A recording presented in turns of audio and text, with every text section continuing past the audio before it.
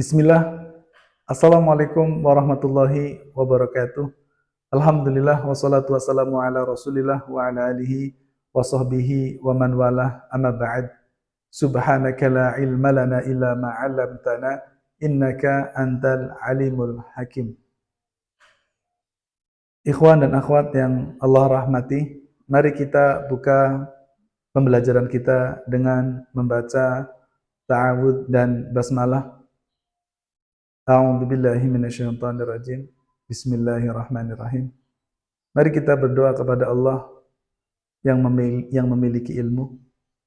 Allahumma inna nas'aluka ilman nafi'a wa rizqan thayyiba wa amalan mutaqabbalan.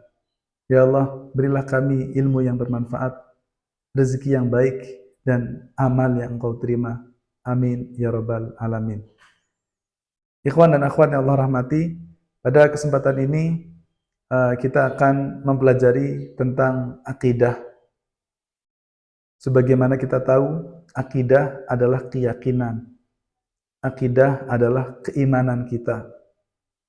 Ini adalah pelajaran yang sangat penting untuk kita ketahui. Jangan sampai dalam kehidupan ini akidah kita rusak dikarenakan ketidaktahuan kita terhadap masalah-masalah akidah. Sebelum kita memasukinya, saya ingin menyampaikan target atau tujuan yang ingin kita capai. Target yang ingin kita capai dari pembelajaran ini adalah yang pertama, kita memahami materi seputar akidah.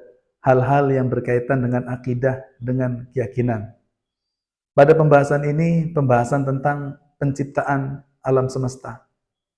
Jangan sampai kita salah dalam memahami siapa pencipta alam semesta, siapa pencipta makhluk. Jangan sampai kita salah menjawab, salah dalam meyakini penciptaan alam semesta ini. Karena bisa jadi akan membawa kita pada kekafiran. Misalkan ada yang bertanya, siapa yang menciptakan ini? Lalu kita menjawab, yang menciptakan adalah A, dan kita tidak mengatakan yang menciptakan adalah Allah. Maka bisa jadi perkataan kita akan membawa kita pada kekafiran. Naudzubillah. Ya, maka akidah ini sangat penting. Yang kedua, kita mengamalkannya dalam kehidupan. Setelah kita meyakini siapa pencipta alam semesta, dengan itu kita akan sadar kebesaran Sang Pencipta. Yang ketiga, kita menghafal dalil-dalil dalam pembahasan. Kenapa kita harus menghafalnya? Karena belajar bukan hanya sekedar belajar, bukan sekedar mendengar, tapi yang diharapkan adalah kita sampai faham, sampai faqih. Man yuridillahu bihi khairan yufaqihu fiddin. Barang siapa yang Allah kehendaki kebaikan, Allah akan faqihkan, Allah akan fahamkan dia dalam perkara agama. Nah, mudah-mudahan dengan berikhtiar menghafal dalil-dalilnya akan mengantarkan kita lebih faham apa-apa yang kita bahas. Dalam menghafal, kita membaca, kita mengulang. Mudah-mudahan dengan itu ya pemahaman kita akan lebih dalam. Yang keempat, menyetorkan dalil-dalilnya. Ya. Menyetorkan itu pertanda bahwa dalam belajar ada hasil yang kita peroleh. Maka pembelajaran kita bukan hanya sekedar sesuatu yang dijalani, dimulai dan diakhiri, tapi harus ada hasil dari pembelajaran kita. Ya.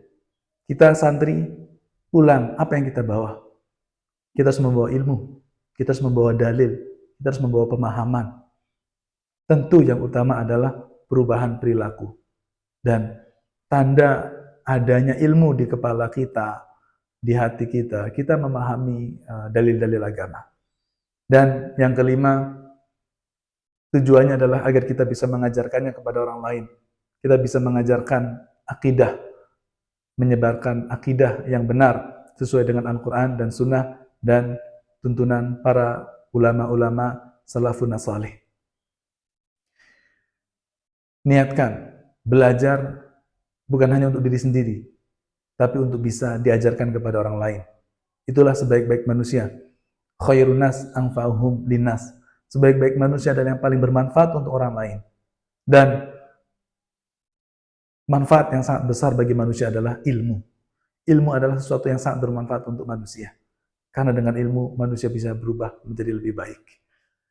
Ikhwan dan akhwat yang Allah rahmati, poin pertama yang akan menjadi pembahasan kita dalam pembahasan tentang penciptaan alam semesta. Poin pertama adalah Allah pencipta segala sesuatu. Segala yang ada di alam semesta ini diciptakan oleh Allah Subhanahu wa taala. Allah Subhanahu wa taala berfirman di dalam Al-Qur'an, A'udzu billahi minasyaitonir rajim. Allahu khaliqu kulli syai' wa huwa 'ala kulli syai'in wakil. Allah pencipta segala sesuatu dan Dia Maha pemelihara segala sesuatu. Allahu khaliq. Allah adalah khaliq. Allah adalah pencipta. Apa yang diciptakan?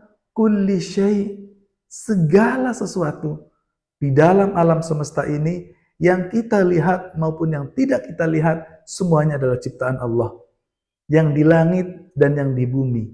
Langit, bintang, matahari, bulan, awan, burung.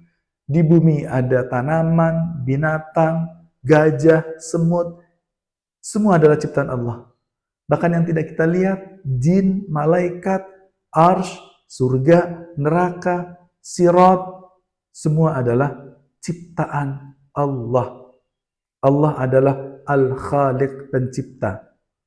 Dan semua yang diciptakan disebut makhluk. Termasuk manusia adalah ciptaan Allah.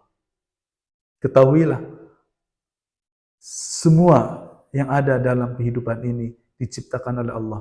Bahkan kesedihan, kebahagiaan, semua adalah ciptaan Allah Subhanahu wa ta'ala. Apa yang ada dalam hati kita adalah ciptaan Allah Subhanahu wa ta'ala. Allahu khaliqu kulli syai'. Allah adalah pencipta segala sesuatu.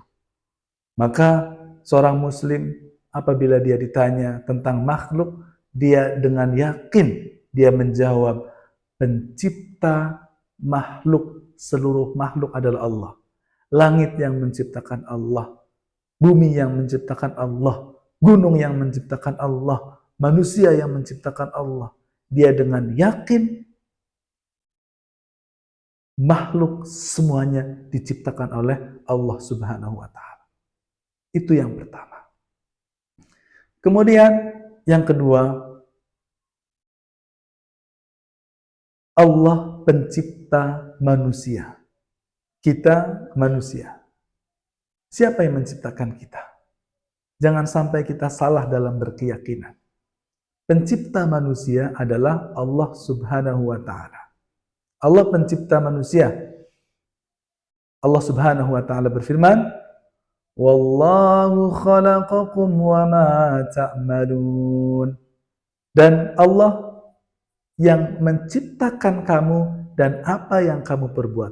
Wallahu khalaqakum. Dan Allah yang menciptakan kalian, yaitu manusia.